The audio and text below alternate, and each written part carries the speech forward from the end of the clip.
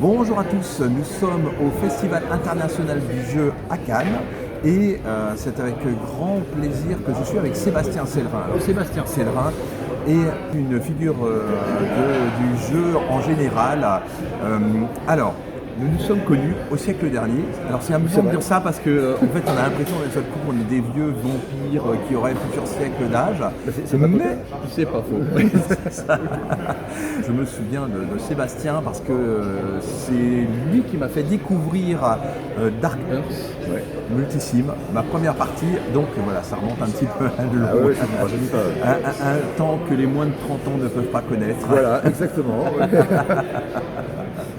Voilà, et alors c'est avec grand plaisir que nous allons discuter du métier d'éditeur, parce que vous le connaissez quand même maintenant vraiment très très bien. Vous êtes chez Brajlon. Oui, aujourd'hui je suis l'éditeur de Brajlon Games. Voilà, Brajlon Games, et par ailleurs aussi les Doux Singes.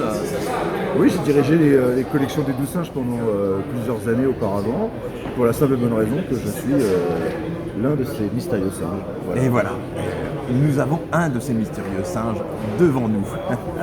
Alors, le fait d'être un éditeur, ça veut dire que tous les week-ends, vous les passez à Ibiza, c'est ça? On est riche quand on est éditeur. On est peut-être riche quand on détient une très grande maison d'édition sur des produits mass market. C'est pas tellement le cas quand on est un éditeur de jeux de société et encore moins de jeux de rôle, même si ces dernières années, c'est vrai que il y a des entreprises qui ont connu de très très belles réussites. Mais non, dans la grande chaîne économique des produits culturels, non, les gens qui sont à Ibiza, ils sont dans la distribution en fait. Ça c'est vrai comme partout ailleurs. Alors, qu'est-ce qui fait la réussite d'un éditeur par rapport à un autre? Qu'est-ce qui fait le sel, par votre expérience, de la réussite d'une maison d'édition? Déjà, ça dépend ce que tu appelles la réussite. C'est-à-dire que moi, quand je discute avec d'autres confrères, souvent je me rends compte qu'on n'a pas les mêmes critères de ce qu'est une réussite. C'est-à-dire qu'on a tous l'ambition de vivre de notre travail, d'être en capacité de porter de nouveaux projets chaque année, d'être en capacité de les pousser plus loin, d'augmenter la qualité, d'en avoir davantage.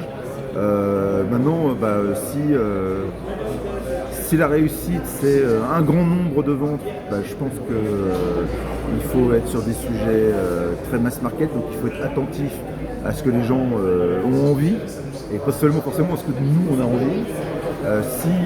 La réussite ça peut être la réussite critique, c'est d'ailleurs pas forcément incompatible avec la réussite commerciale. Je vois nous chez les Doux Singes, c'est le cas des oubliés.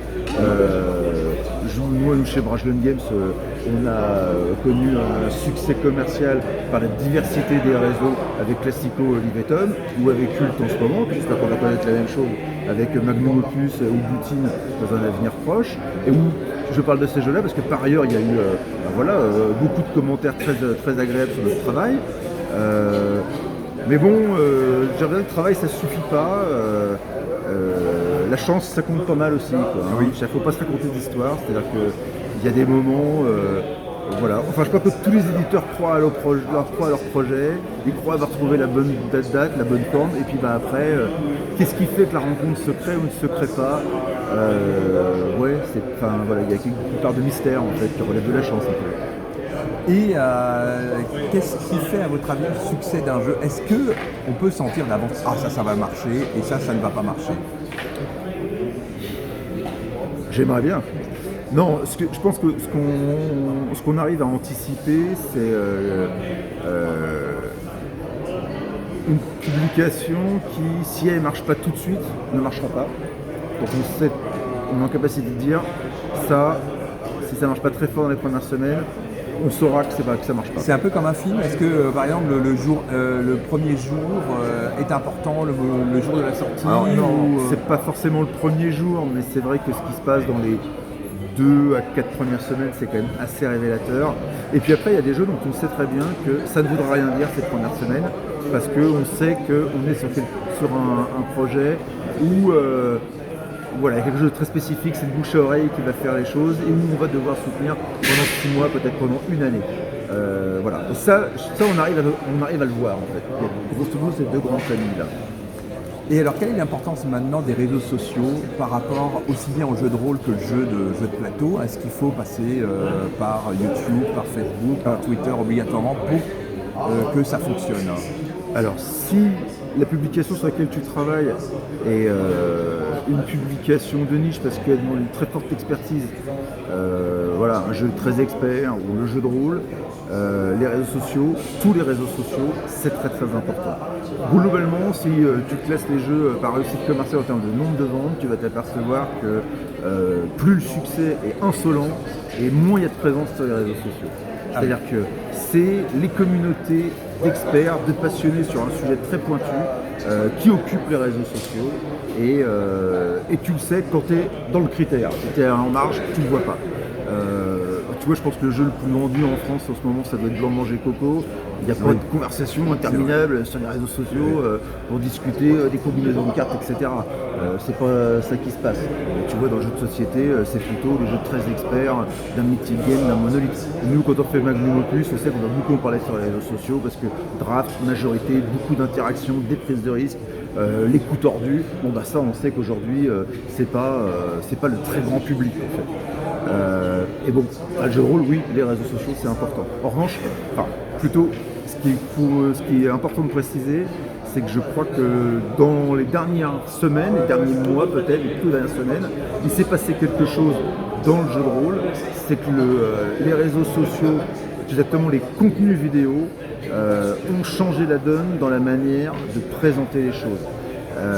Ces dernières semaines, ça s'est beaucoup généralisé parce qu'on a vécu coup sur coup un démarrage de Worm que personne n'attendait, je pense pas même l'éditeur, et puis Game of Thrones Aria qui a battu tous les records de financement, minute après minute, ils étaient en direct, ils n'arrivaient même plus à répondre aux questions, à mettre à jour la page, tellement c'était incroyable. Mais auparavant, on avait déjà eu des frémissements. La nouvelle édition de Night, quand l'éditeur prend la parole face caméra, de manière un peu timide, en se demandant si ça avait été bien préparé, un succès déjà qui commençait un peu à le dépasser. Et puis il témoigne, il dit écoutez, voilà, on s'attendait pas, on en est là, on sait pas trop ce qu'on va faire, on préfère vous le dire, à demain. Bon, et boum, ça continue de monter de plus belle. Je pense que ce qui se passe, on est les enfants de la télé, notre génération. C'est vrai. Et on a envie de jouer aux grands médias, et puis ça nous plaît. Et puis après, je crois que quand tu vois ce qu'on est en train de faire, c'est quand tu vois les gens, tu te fais une opinion, il y a déjà une forme de sympathie qui apparaît, ou d'antipathie, mais cette proximité, elle facilite l'adhésion. Et puis c'est vrai qu'aujourd'hui, en plus, pendant que tu parles en direct, les commentaires ils arrivent, ça nourrit et il y a une forme de dialogue avec un effet de décalage, mais qu'est-ce qu'on connaît en fait sur un festival comme aujourd'hui? Les gens ils arrivent, ils disent tiens, ça marche comment ce jeu-là, tu leur expliques, il y a moyen de jouer, ils s'assoient. Bon la conversation, l'échange sur la partie boutique du stand ne suffit pas à créer l'adhésion. Les gens qui ont joué, souvent ils se lèvent, ils repartent avec la liste de base. Et là c'est pareil, en fait, on retrouve les vertus du dialogue, de la rencontre, tout simplement. Et la vidéo, à la portée de tous aujourd'hui par les smartphones, elle permet ça.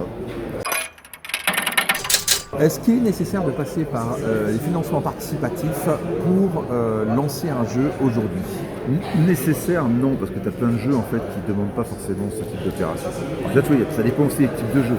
Dans le jeu de rôle, tu as des financements participatifs et tu as aussi des précommandes participatives. Tu as des gens qui ont besoin d'une somme minimum pour faire leur projet, et puis il y a des gens qui disent écoutez, ce projet on va le faire de toute façon, mais si on est très nombreux le premier jour, on va pouvoir mobiliser des moyens pour avoir un contenu plus dense ou une finition plus qualitative et on vous demande de nous aider parce que nous-mêmes on a du mal à évaluer combien vous serez à vous intéresser à cette publication. Dans le jeu de société c'est un peu différent, tu as des jeux où il y a des enjeux de technologie, de contenu, de matériel, de création artistique où des fois tu te dis c'est quand même beaucoup d'argent même pour une société très très installée. Maintenant, aujourd'hui sur le marché du jeu, c'est vrai qu'il y a aussi dans notre société beaucoup de sorties. On parle de plus de 1500 nouveautés par an. C'est plus de 6 par jour, il n'y a pas de sortie le dimanche. Donc parfois, ton jeu, il a besoin d'un temps d'explication que le revendeur, dans son espace, il ne peut pas donner parce que déjà il y a beaucoup de monde qui viennent, parce qu'il a aussi pas le temps de jouer à tout, et que quand tu as un jeu expert, même des fois Family Plus, ouais, tu as mis les règles, mais tu n'as pas fait assez de parties pour pouvoir répondre à l'attente des questions de ta clientèle. Et là, ce qu'on disait sur la vidéo et les réseaux sociaux, c'est que le financement participatif, c'est un temps dédié où on va pouvoir se parler et on ne va parler que de ça. C'est-à-dire que quand tu fais un financement participatif, tu fais une opération sur une plateforme pour le lancement d'un jeu, tu dis que vous me connaissiez ou non, je suis là avec vous, une semaine, 15 jours, 3 semaines, un mois et demi, et je m'engage à vous répondre rapidement, à tenir compte de votre avis, à pouvoir à m'exposer aussi à la critique, à admettre que tiens, j'ai pas été clair, on va préciser les choses, et puis à admettre que comme on fait un projet culturel complexe, d'interaction, en fait on n'a pas le monopole de l'intelligence, et ça nous intéresse en fait, votre avis, indépendamment du fait que vous ayez eu envie de l'acheter et que vous nous faites confiance. Et oui, ça c'est nouveau, non, parce que ça fait quelques années maintenant qu'il y a du financement. Oui. Mais par contre, ce qui a changé, c'est que c'est pas seulement pour la manne financière immédiate, c'est vraiment pour se faire connaître et avoir l'occasion de dialoguer et d'avoir un vrai partage et d'assumer une prise de risque. Parce que c'est ce qui se passe comme sur un festival comme aujourd'hui. Quand j'arrive à Nudioff avec un proto, je suis bien en train de dire à la communauté, je suis conscient que c'est pas fini, et franchement, je crois que sans vous, on n'y arrivera pas. Donc voilà, venez jouer, dites-nous ce qui vous plaît pas, alertez-nous sur, j'ai fait un pitch, vous avez joué, tiens, il y a un décalage entre le pitch et la promesse fonctionnelle, est-ce qu'on peut corriger ça? Vous avez des idées? Ok. Et ce qui ne dépossède pas d'ailleurs l'auteur de sa prérogative, parce que c'est encore... tous ces conseils, il reste un auteur. Il va faire des choix après. Imaginons, je suis un jeune auteur de jeu, j'ai l'idée du siècle et je viens vous voir. Alors qu'est-ce qui va faire que je vais réussir à vous convaincre de mon idée? Qu'est-ce qui fait que vous, en tant qu'éditeur, vous vous dites « ce jeu-là, il m'intéresse » ou au contraire, non, ça ne m'intéresse pas, ou ça ne fonctionnera pas, ou ça n'est pas dans ma dynamique de maison d'édition? Déjà, il faut être en capacité d'expliquer son jeu dans un temps très court et avec une très grande confiance en soi. Le fameux pitch. Ouais, mais plus que ça, vraiment avec une grande confiance en soi. C'est-à-dire que les gens qui sont hésitants, qui commencent à se mélanger dans les règles, qui n'arrivent pas à planter les choses dans l'ordre, moi j'en sors avec le sentiment, je me dis pas c'est des timides, c'est difficile, parce que mon travail c'est aussi de la mettre à l'aise, mais je me dis, tiens, c'est une première alerte de c'est pas bien fini.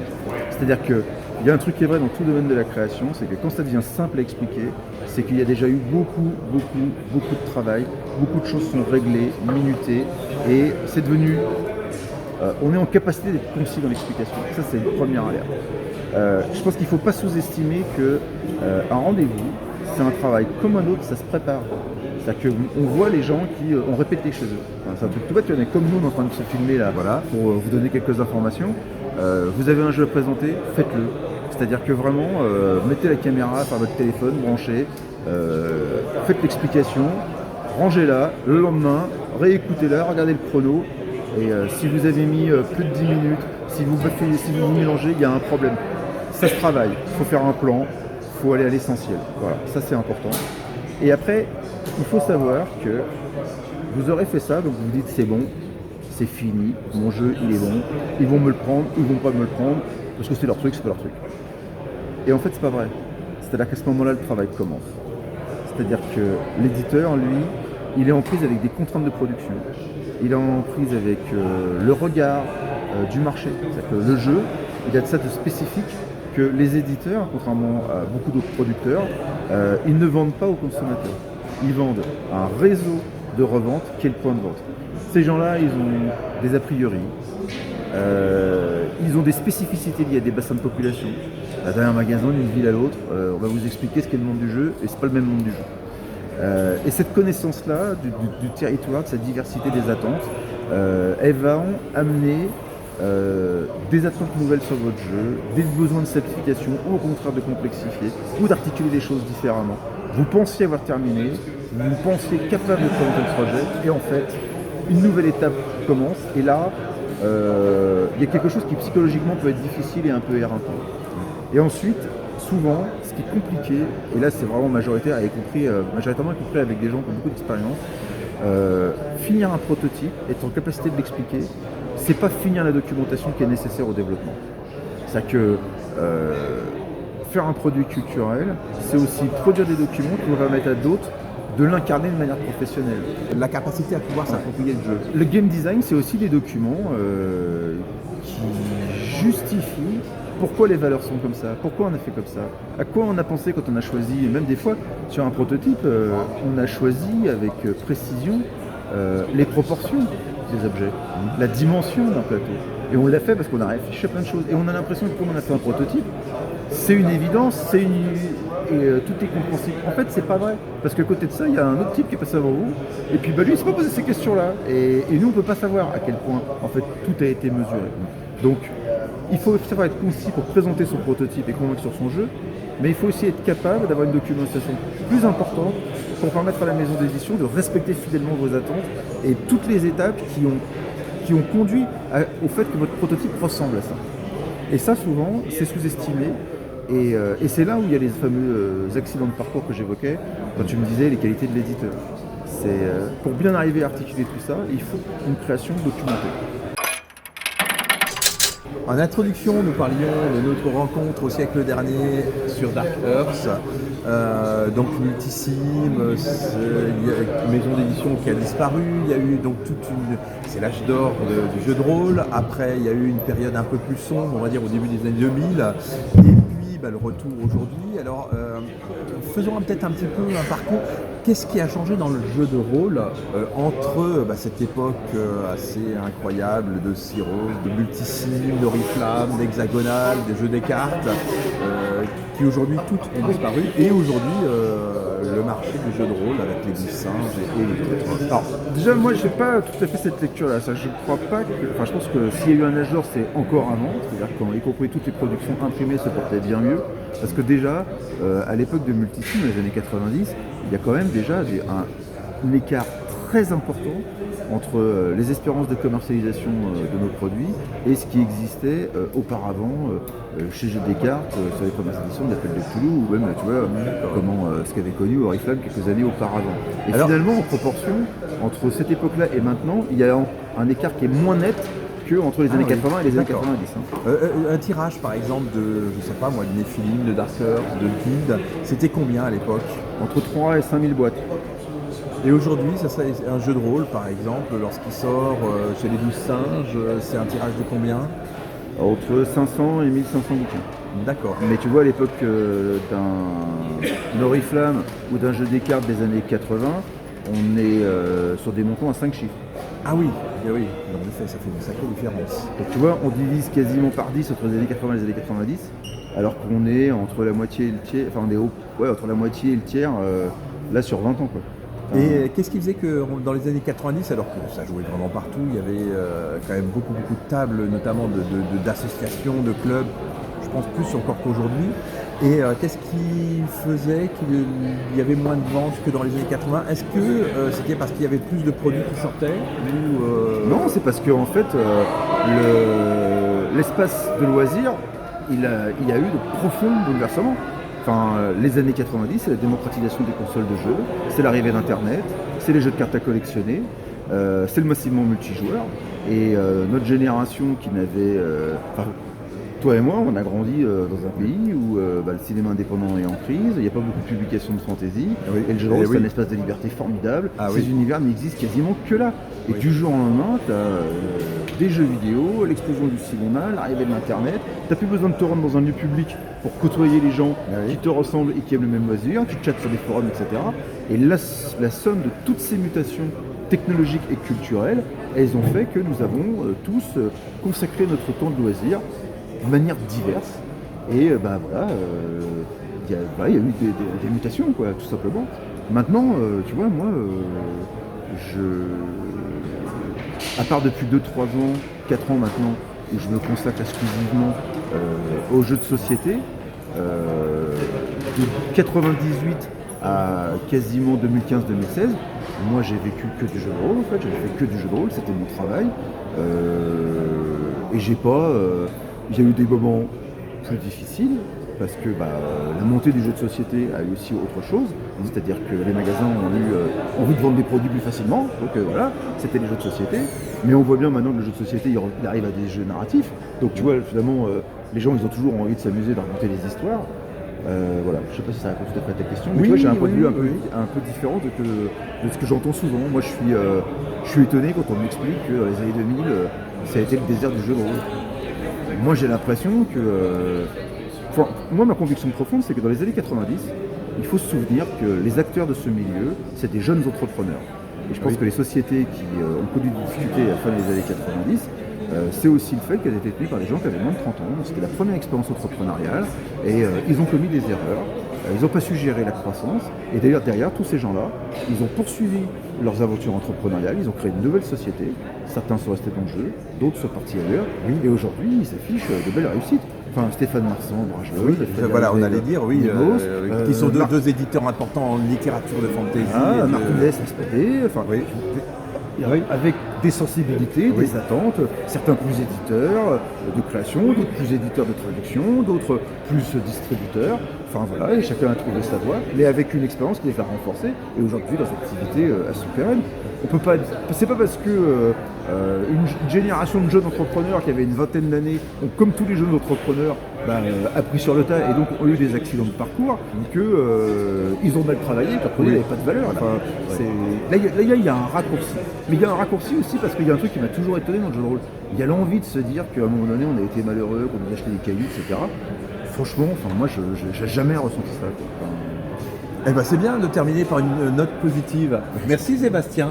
Et puis bonne continuation pour Brajlon Games et puis pour les Lusinges. Merci.